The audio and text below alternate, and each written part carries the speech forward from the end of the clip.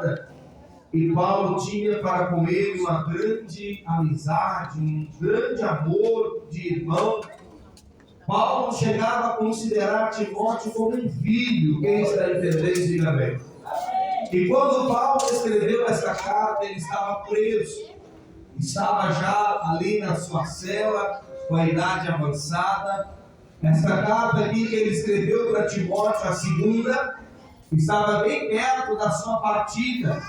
E Paulo, já sentindo que estava para partir, Paulo, já sentindo que não teria mais oportunidade de sair daquela prisão, ele escreve esta carta para Timóteo, com o objetivo de admoestá-lo, com o objetivo de chamar a sua atenção, com o objetivo, aleluia, de ensinar-lhe uma última lição. Que lição é essa? Quem quer ouvir, diga glória a Deus. Glória a Deus. Ele disse: Timóteo, eu preciso te escrever essa carta como um ensinamento. Você é meu discípulo e você precisa aprender 3 coisas, pelo menos, no Evangelho, na caminhada, na sua vida. Para Timóteo, aleluia, aquilo era um grande presente, um grande ensinamento. Ser admoestado, querida igreja, ser, aleluia, exortado é coisa boa, é coisa maravilhosa. Quem está entendendo, diga glória a Deus. Hoje em dia as pessoas têm aversão à exortação. Hoje em dia as pessoas no Evangelho, muitas das vezes, tem a giriza de aversão, de ser chamada a atenção, mas não é nesse sentido que é hoje. Quando Paulo exorta Timóteo, quando Paulo admoesta Timóteo, é para o crescimento espiritual daquele jovem, é para o crescimento espiritual e ministerial daquele homem. O mais antigo estava partindo e ele estava ensinando o mais jovem como proceder, como viver, como caminhar na presença do Senhor. Para caminhar na presença do Senhor, como proceder na presença do Senhor, precisamos ter pelo menos essas 3 coisas. Primeiro, a prática do zelo. Paulo escreveu para o Timóteo: você ser um verdadeiro cristão, você tem que praticar o zelo. E o que é zelo, irmão? Zelo é compromisso. Quem está entendendo, diga glória a Deus. Está escrito aqui, ó. Zelo é dedicação. Isso significa dizer, irmão, que no Evangelho, na nossa trajetória aqui na terra, preste atenção, nós temos que ter zelo para com as coisas de Deus. Glória a Jesus. Nós temos que ter compromisso. Nós temos que ter dedicação. Eu ouvi uma história que exemplifica muito isso. Porque a pessoa que tem zelo, a pessoa que tem dedicação, a pessoa que tem compromisso com a família, com o trabalho, com as coisas de Deus, com a igreja, esse sim é um verdadeiro cristão. Sabe qual é o contrário daquele que não tem zelo? Quem não tem zelo é aquele que faz a obra de Deus relaxadamente. Você pode imaginar, irmão, alguém fazendo a obra de Deus, eu e você, fazendo de qualquer forma, fazendo relaxadamente? Não, irmão. Deus não quer isso da nossa parte. Lá, aleluia, no livro de Jeremias, ele escreve com todas as letras: maldito é o homem que faz a obra de Deus relaxadamente. Deus quer que a gente tenha zelo, Deus quer que a gente tenha compromisso, porque quando nós temos compromisso com as coisas de Deus, Deus também tem compromisso conosco. Quando nós amamos as coisas de Deus, Deus também zela na nossa vida, Deus também zela nas nossas vidas.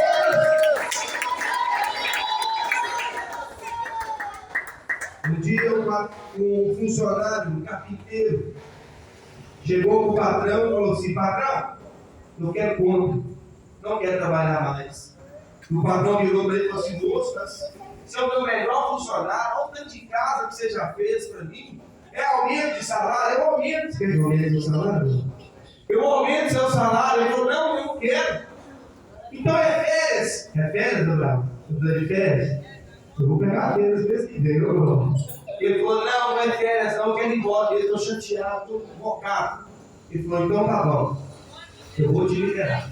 Mas eu quero que você faça um último serviço para mim. Toma aqui o projeto Eu quero que você faça essa casa aqui porque é um cliente especial. E aquele funcionário pegou aquele projeto, pegou aquele papel, e ele era muito bom no que ele fazia. Mas, como era o último projeto, ele comprou as madeiras da pior qualidade. Até os pregos que ele comprou foram os mais baratos. Quem está entendendo? Começou a fazer a casa, aleluia, dava para ver no olho, porque a gente sabe quando a pessoa é um bom carpinteiro, um bom marceneiro, madeira não pode ter erro. Os encaixes tudo fora do lugar. Uma casa que ele ia gastar, por exemplo, 6 meses, ele fez em 3 meses, só para liberar, quem está entendendo? Um pegado torto, muitos efeitos, não teve zelo nenhum, não teve compromisso nenhum. Quando ele finalizou a obra, ele foi lá no patrão e disse: agora o senhor vai me liberar? E o patrão disse: vou te liberar. E ele falou assim: você fez a casa que eu te pedi para um cliente especial? Ele falou: fiz, está aqui a chave, é só chegar e entrar. Ele falou: pois então, esta casa é sua. Eu fiz, eu mandei você fazer esta casa para você. É um presente de despedida. Você, aleluia, fez muito trabalho para mim e eu vou te dar essa casa para você. É um presente meu. Passa o RH lá para você acertar. E aquele homem pegou aquela chave todo envergonhado. Quem está entendendo, diga glória a Deus. Agora eu vou ter que morar na casa torta. Agora eu vou ter que morar na casa cheia de defeito. Agora eu vou ter que morar na casa com a madeira de baixa qualidade. Isso é o exemplo que Paulo estava querendo dizer para Timóteo. Nós precisamos ter zelo. Quem está entendendo, diga glória a Deus. Precisamos ter zelo com a nossa família. Precisamos ser zeloso, cuidadoso com a nossa casa. Precisamos ter zelo na casa de Deus, na obra de Deus. Tem gente que não tem zelo, irmão. Tem gente que não tem compromisso. Eu arrisco a dizer, pastor Abraão, que tem pregador por aí que nem zelo com a palavra ele tem. Prega tudo de qualquer maneira. Tem gente que canta de qualquer maneira. Tem gente que fala assim: hoje é culto de Santa Ceia, eu vou de qualquer jeito, não vou ensaiar, não vou fazer nada, é só mais um dia. Não, irmão, nós precisamos ter zelo, compromisso. Precisamos ser um verdadeiro cristão que agrada a Deus.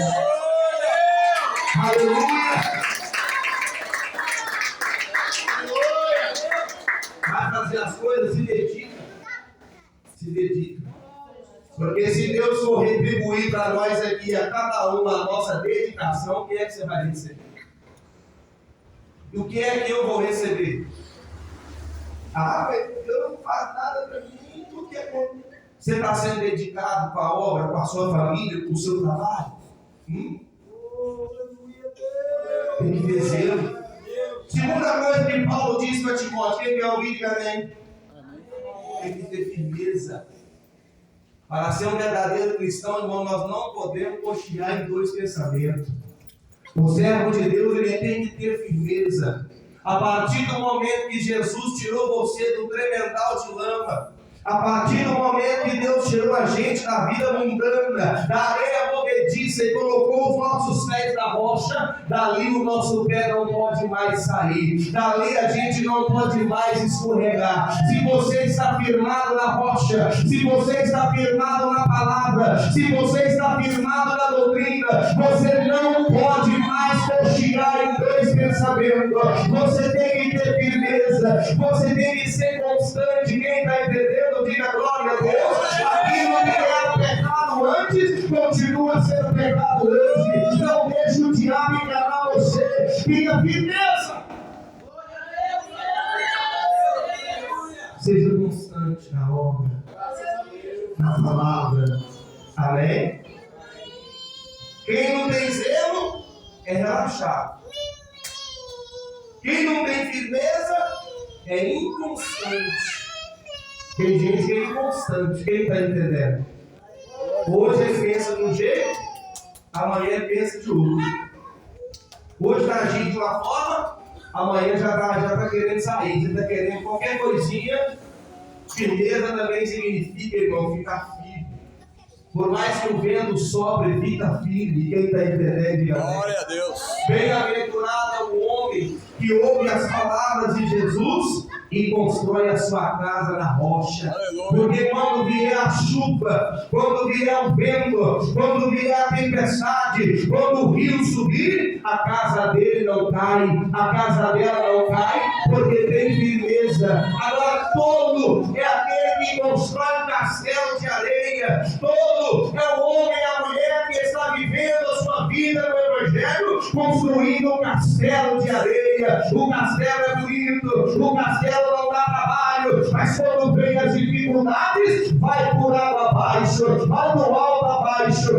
Esse sim é tolo. Não seja um tolo, meu irmão, não seja uma tola, minha irmã, que eu não seja um tolo, pelo contrário, seja sábio, viva os seus pés na rocha e venha o que vier. Se você estiver firmeza, vai permanecer, vai permanecer, vai permanecer.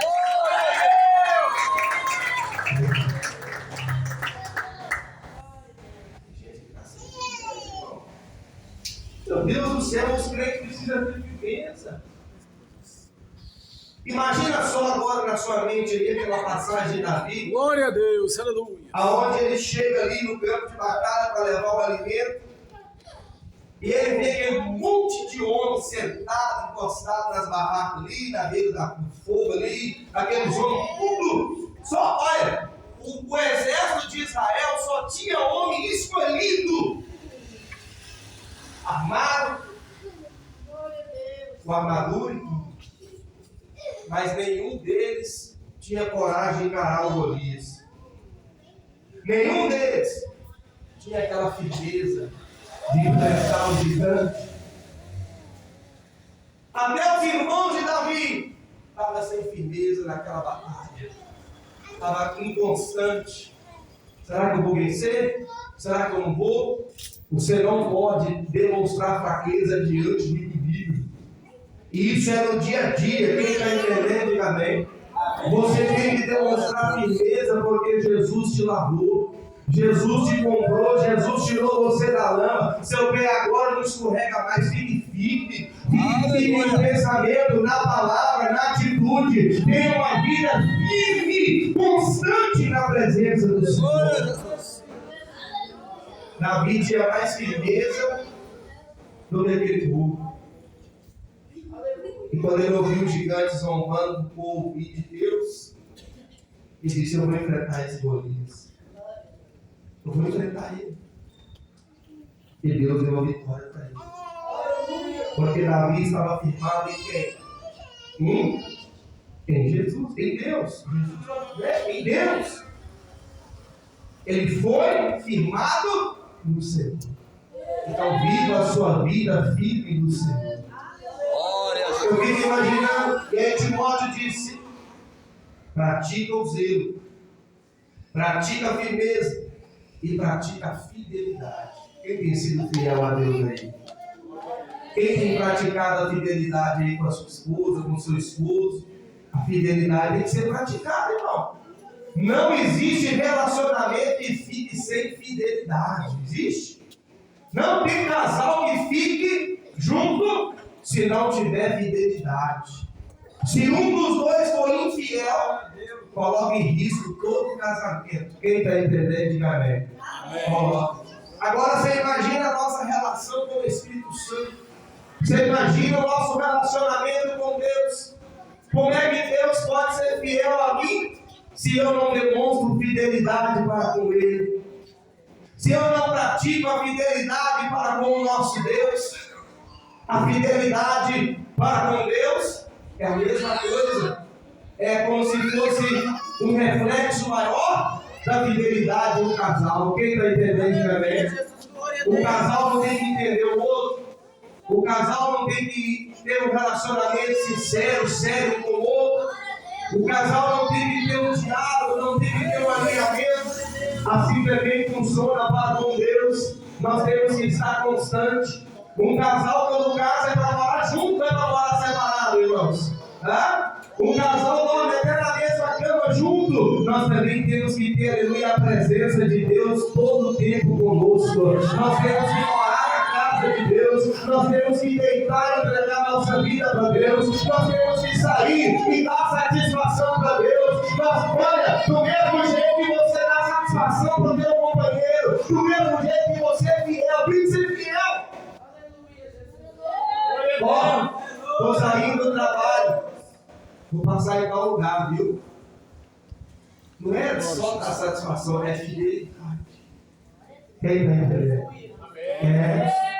Ó, fulano de tal mandou mensagem para mim aqui, meu bem. Eu não conheço tal, vê quem que é aí. Fidelidade. Meu, Satanás está mandando um laço, Senhor. Olha lá, ó. Eu sou fiel a ti. Mas está querendo me comprar. Você pensa que o diabo não quer comprar as pessoas, não, irmão? Você pensa que o diabo não quer arrancar você dessa mesa aqui, não, querida igreja? Ele quer te seduzir. Ele quer tirar você. Te imagina, tem pessoas que não participam por conta do trabalho, por conta de outros motivos, mas tem pessoa que não participa porque foi infiel durante o mês. Eu já fiz isso, quem está entendendo? É comum, mas nós precisamos praticar a fidelidade. Mês após mês, ano após ano, quando nós sentamos na mesa, é porque nós somos fiéis a Deus. Glória a Jesus.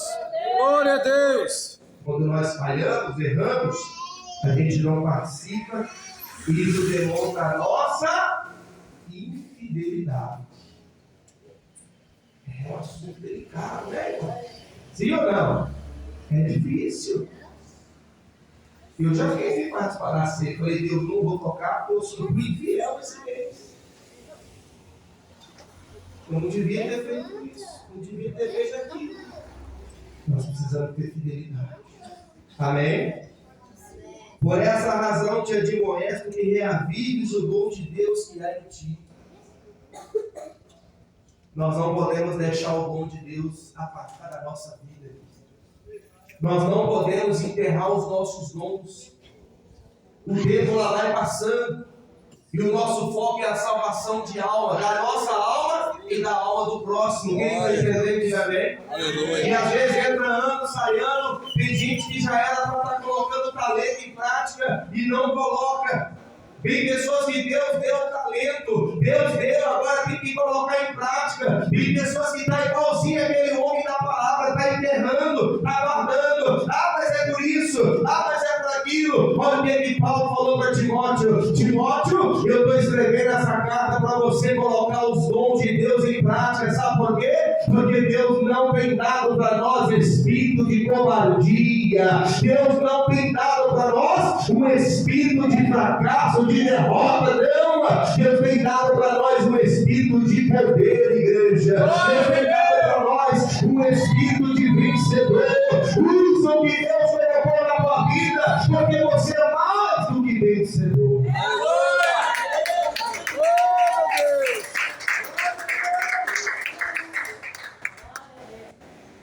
Primeiro, descubra o dom que Deus te deu e depois coloque em prática. Irmão, Deus me mostra as coisas, Deus me revela. Deus me revelou, mas eu estou com medo de falar com fulano. Eu estou com medo de falar com Beltrano, porque ele é grande, ele é pequeno, ele é magro, ele é gordo. E daí, irmão? Deus não deu para nós espírito de covardia. Quem está entendendo, diga amém? Amém. Pode ser qualquer pessoa, irmão. Se Deus mostrou, Deus revelou. Aleluia. Paulo estava escrevendo para Timóteo para ele não ser um obreiro covarde. Quem está entendendo, né, irmão? A covardia tem tomado conta de muitas pessoas. Tem pecado que está escondido, sabe por quê? Tem muitos pastores que não têm coragem de chamar a atenção na hora certa. Eu não vou falar nada não, porque senão a pessoa não dá mais o dízimo, senão a pessoa não volta mais da igreja. Eu não vou falar nada não, porque fulano é presbítero, é diácono, é isso, é aquilo outro. Não tem nada disso, meu irmão. Nós temos que ter o espírito de poder que Deus deu para nós. Quem está entendendo, diga amém?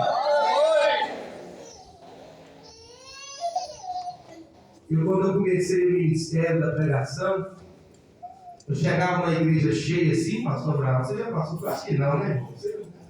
E eu dava mensagem, Bravo, você já fez isso? Eu Deus me dava uma palavra de doutrina, eu olhava a igreja cheia e falava, nossa, se eu pregar esse aqui, Deus me convida mais. Eu na minha inocência, né? Aí eu mudava, irmão. Você tá rindo, né? Porque não era você. Aí, irmão, pregava, gritava e Deus só olhando. Quem tá entendendo? Aí, irmão, você é uma bênção, eu chamava você de novo. Deus me dava outra mensagem, eu ia lá e trocava a mensagem. Daí um dia eu fui na vigília no Cabana, Deus tomou uma irmã de profecia e ela veio marchando assim, irmão, de madrugada. Todos que estavam em cima do altar, ela profetizou. Todos. No poder, na autoridade. Eu acho que eu era quase o último. Eu falei, não, está chegando em mim, meu Deus. E fui encolhendo na cadeira. Falei, não tem como eu correr mais. Eu não vou descer. Aí ela apontou o dedo e falou, Deus manda te falar, jovem.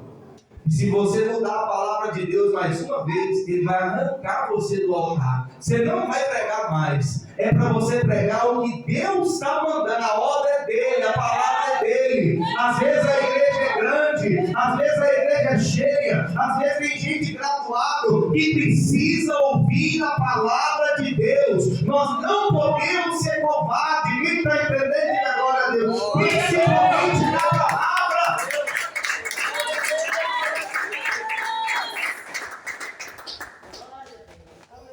Deus não deu para nós o espírito de covardia. Tem pregador para ele que não ora mais com libertação. Sabe por quê? Está com medo.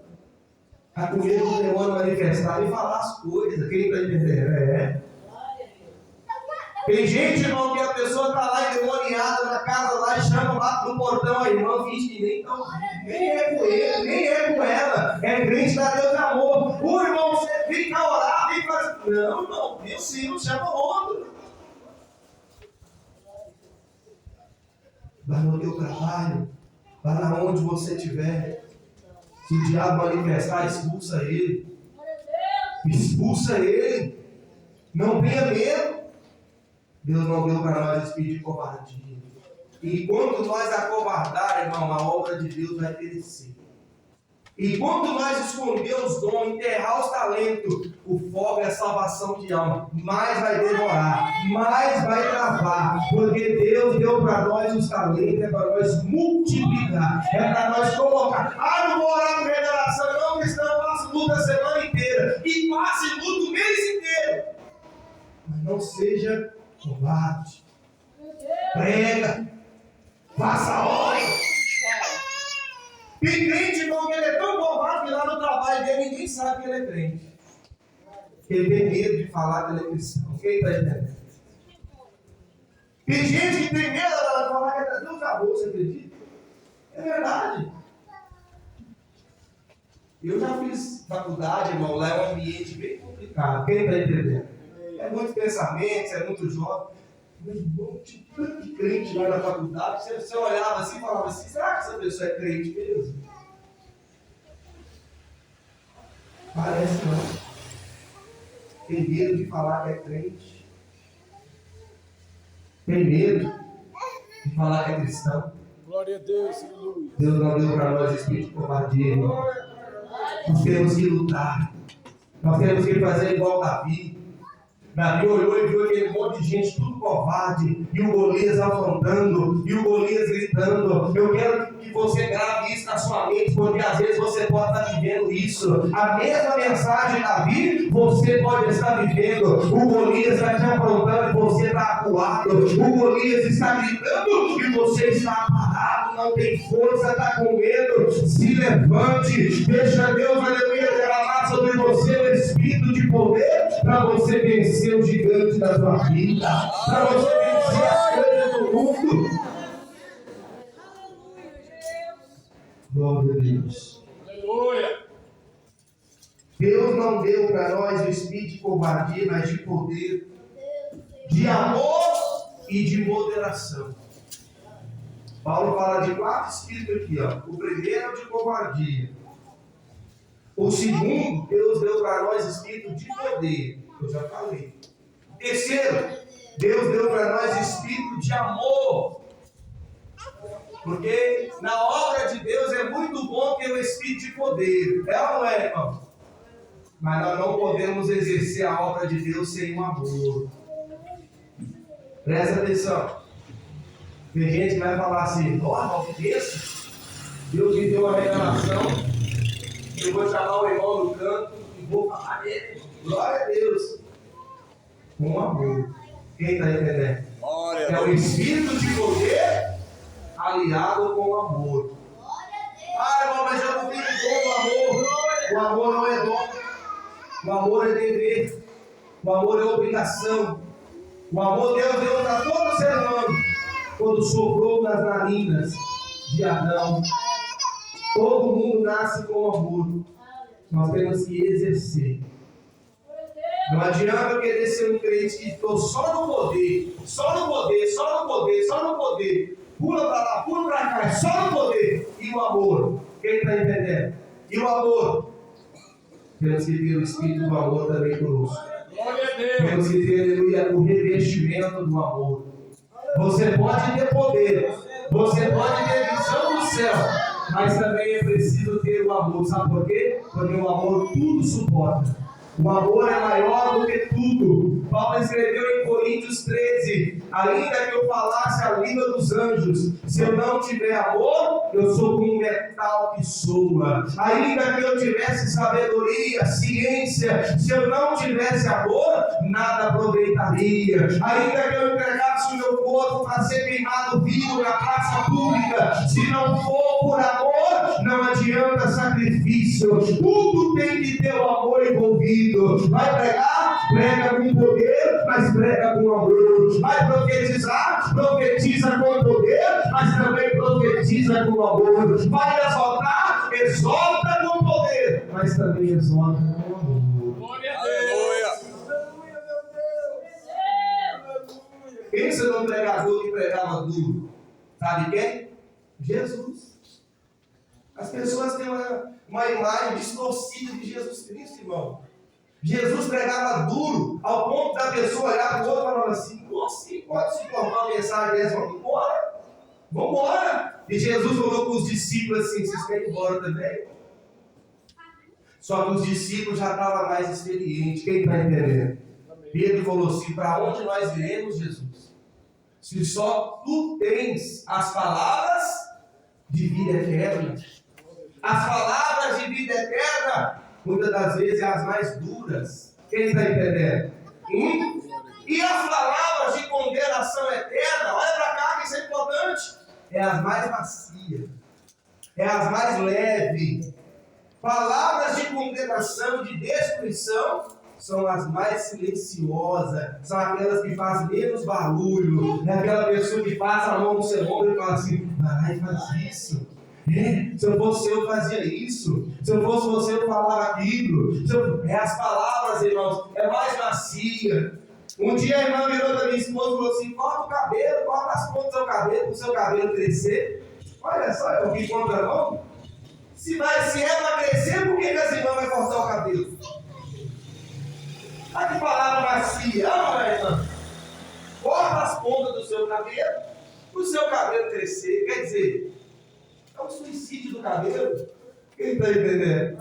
Se é para crescer, por que eu vou cortar? A ciência não explica isso. Mas é palavras doces.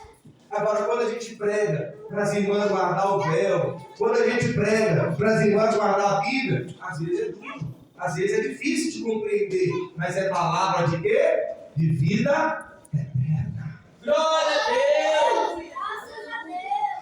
Terceiro, quarto e último espírito: moderação.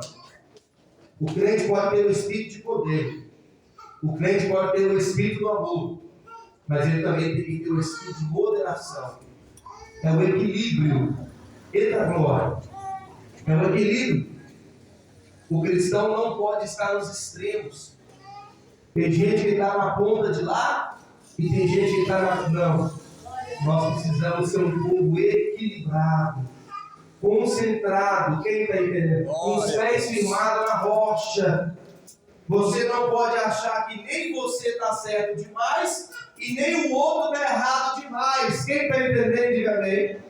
Tem gente que só anda nos extremos. Tudo para ele é um extremo. Ou a pessoa vai para o inferno, ou a pessoa vai para o céu. Ele não entende que tem um processo. Quem entende que tem um processo, irmão?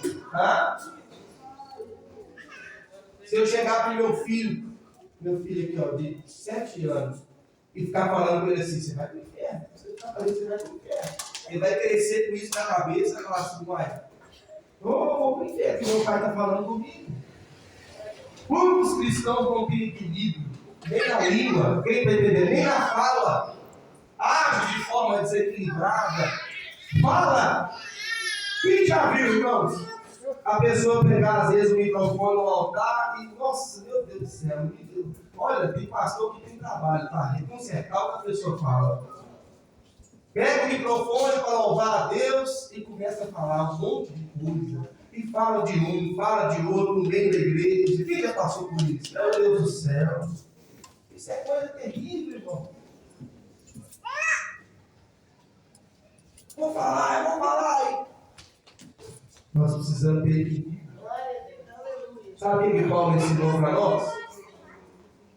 Se você tiver que chamar a atenção do seu irmão, chama ele sozinho no cantinho e fala com ele.